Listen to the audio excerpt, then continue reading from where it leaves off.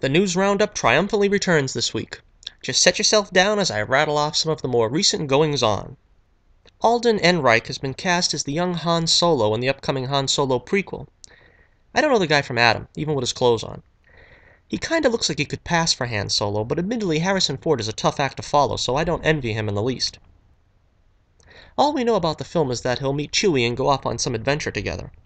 I really wish they would stick to George Lucas' original concept for Han's origin, where Han was an orphan that was raised by Wookiees and met Chewie on Kashyyyk. Then he gets taken under the wing of some powerful trader who teaches him the ropes. They have a falling out and Han goes off with Chewie in the smuggling racket. Now Lucas already used the falling out with a mentor over in Raiders of the Lost Ark for the relationship between Indy and Abner Ravenwood, so it's possible he might not have used that concept again. I'm guessing what we get is Han meeting Chewie in Maz's bar, getting into a fight with him, and then accidentally saving Chewie's life, which leads the two to becoming friends. I really hope I'm wrong.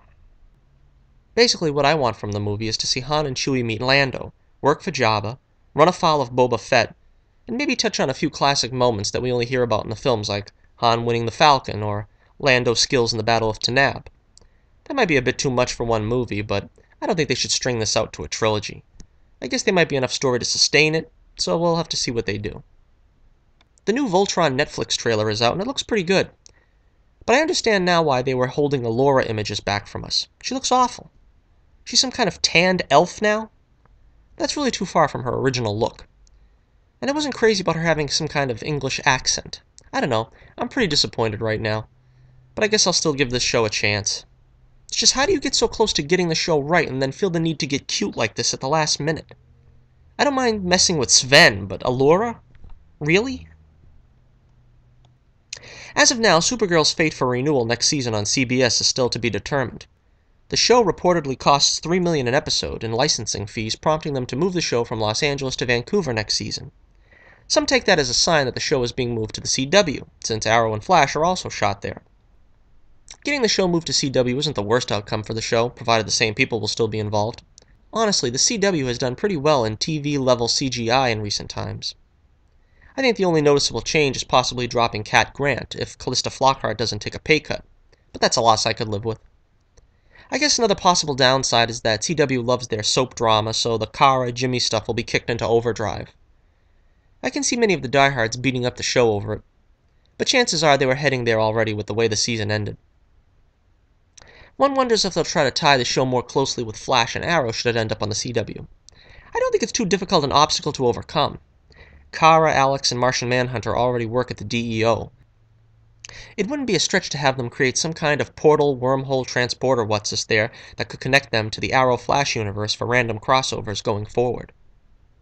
I doubt Supergirl is going anywhere, but I would probably still prefer it to be on CW just so we don't have to go through all this drama every season. It's too expensive. It's not burning up the ratings. Just give it to CW and the show's 1.7 share would look like gold to them. It's a guaranteed 10-year run for the show. Green Lantern Corps is getting pushed down from June 19th to July 24th, 2020. Apparently they're saying the film will star Hal Jordan as a mentor to Jon Stewart and Kyle Rayner. I'm not crazy about this idea. I think you need to start with Hal and make Jon Stewart the co-star. Have Alan Scott be the mentor. And Kyle? Who cares? Introduce him later on down the line. Everyone would rather see Guy Gardner than Kyle anyway. Everyone is getting excited over the news that Nathan Fillian is playing Simon Williams, aka Wonder Man, in Guardians of the Galaxy 2. But let's hold our horses a bit. The only thing we know for certain is that some posters of Nathan as Williams have been spotted in set photos as probable Easter eggs. While it's great news if they actually intend to use him as Wonder Man in the MCU, I'm thinking this isn't going to amount to much in Guardians of the Galaxy 2. A similar thing is supposed to happen in the upcoming X-Men Apocalypse, where there's an Easter egg of Taylor Swift on an album cover as Dazzler. It's highly doubtful that she'll have an actual role in the film, or is contracted for a spin-off. And finally, there's been lots of murmuring about the possibility of a solo Black Widow movie. Both Kevin Feige and the Russo brothers have made statements to the effect of it simply being a matter of time. With Marvel already having their slate booked up until 2020, this still doesn't appear to be anytime soon. Which is a shame, since I've been advocating a solo Black Widow movie since Avengers, and with all the schedule jockeying that Marvel has done to put out films for Guardians of the Galaxy 2, Ant-Man and the Wasp, and the new Spider-Man film, it seems Black Widow's solo is long past due. I think the real reason we haven't seen the Black Widow solo yet has more to do with the content than anything. A Black Widow solo film should be a bit darker and sexier, and I don't think Marvel really wants to go there in their feature films, which is why some have suggested a Netflix series being the best alternative. After all, a few darker moments in an otherwise lighthearted film might get a pass, but I doubt Marvel/Disney really want to market a Black Widow that seduces and manipulates people as her main weapons to the Disney princess crowd. But I don't advocate making superhero films rated R, and I'm not changing my stance here. I think you can make a Black Widow film that's appropriate for all ages.